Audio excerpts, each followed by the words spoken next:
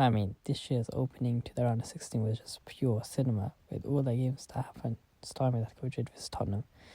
Judging by the score, you would think it was end to end, back and forth, but no. Within 20 minutes, Tottenham were down 4-0, and the performance of Kinski, oh my gosh, pretty much being at fault for 2 of the goals, and then getting hooked after 50 minutes on your debut.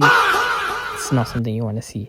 I mean, even when Ricardo came on, they still conceded. To make my eyes worse, Igor Tudor, this guy must get sacked. What was he thinking playing an inexperienced goalkeeper in a game of that magnitude?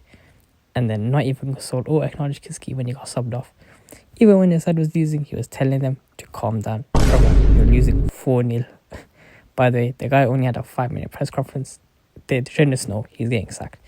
He has to get sacked in the morning. Tottenham definitely need to get rid of him and replace him fast. Otherwise, they're going to get relegated, because I've seen enough.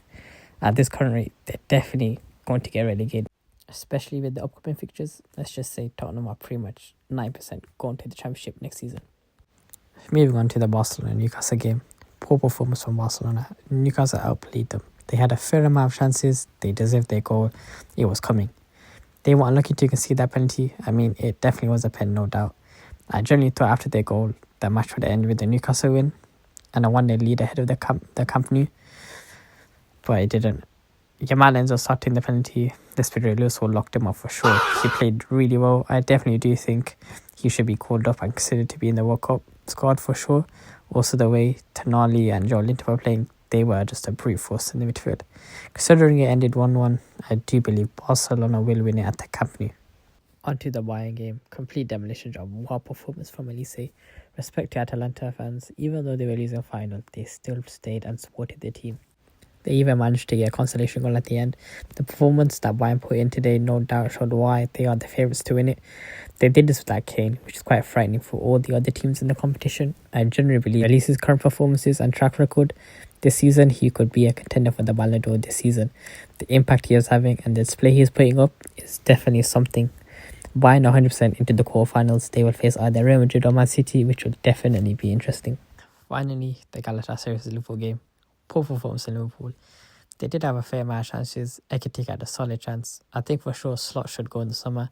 That's twice Liverpool have lost to Galatasaray this season. They now also take a 1-0 lead to Anfield. It's definitely possible for Liverpool to get back in this.